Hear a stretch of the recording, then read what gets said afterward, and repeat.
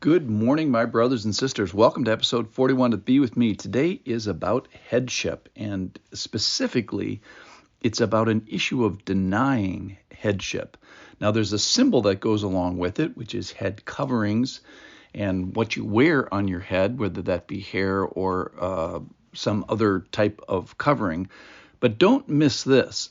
That's not what this is primarily about. What it's primarily about is spiritual headship. So this is a passage from 1 Corinthians chapter 11 that is about headship, and it's about authority, and it's about submission, and it's about order.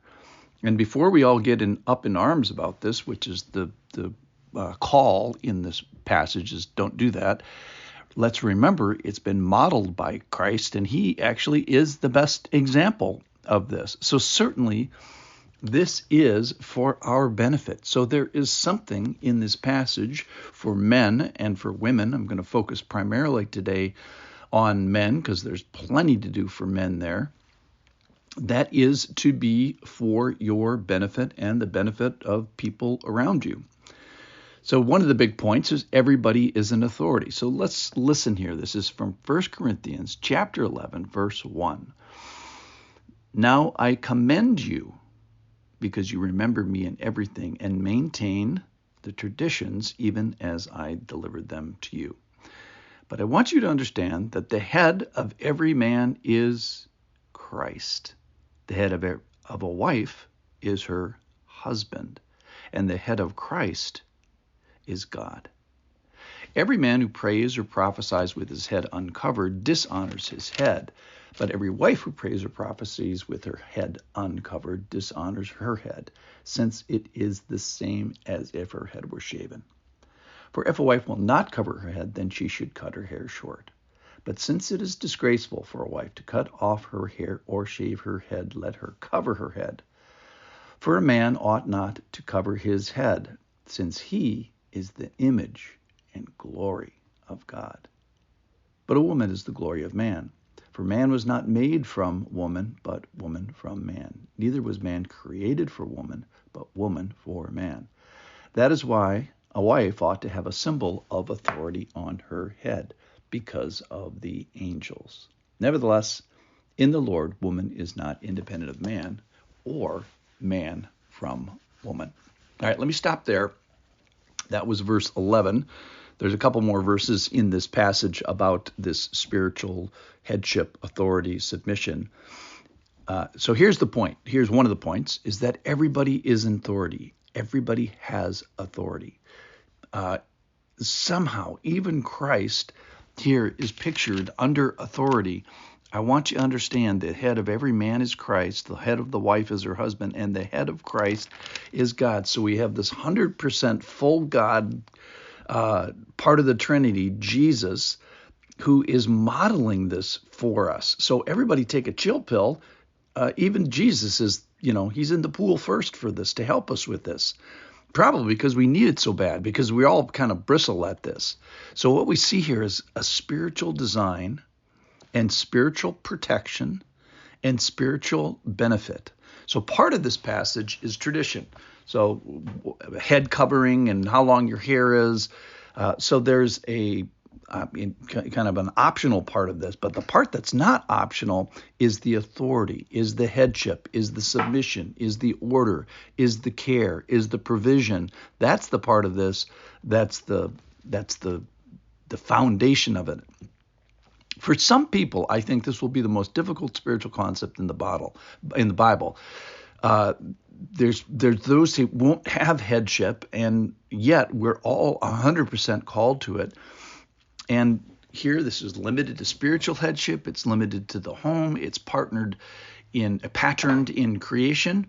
And this is, careful everybody, this is something you can dishonor this concept. You can dishonor the concept, and you can dishonor the Lord who made it.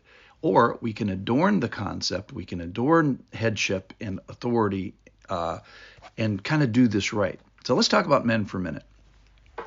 So we're talking about familial and spiritual headship. And primarily, I think the way men get this wrong is an abdication of this responsibility, abdication of bearing and caring and tending and leading.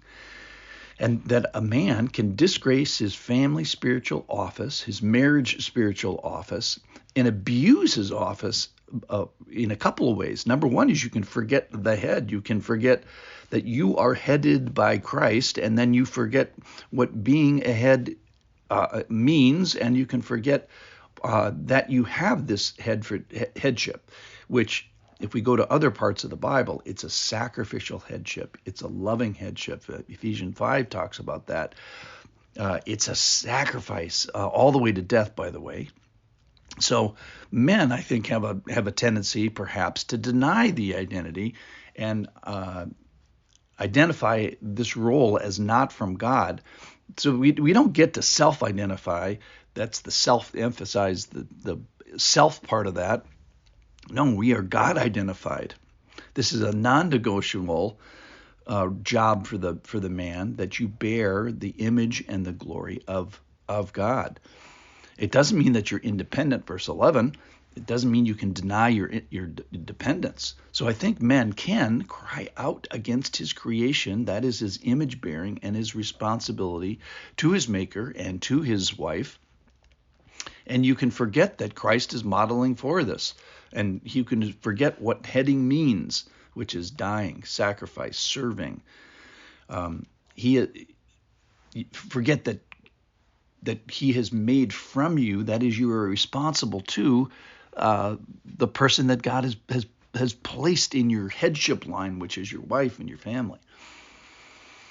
All right, so like hair and like hair covering and the beauty that is the glory of being a female, this position is a glory to men, and one should act like it. So there's this eye to dependence and interdependence. That is, that God gives men this headship and then said, but don't forget, you are born of woman. So one of the big points of this passage is spiritually, men and women, take care of each other. Don't disgrace. Don't do this improperly. Don't do this out of order. Don't disglorify God. Don't be inclined to be contentious or independent or I will not. The posture is, yes, Lord, you've made headship, and I want to do it right. I don't want to abdicate it. I don't want to disgrace it. I don't want to abuse the office. And I don't want to deny my identity. So let's not deny headship today. Thanks for listening. We'll talk more about women tomorrow.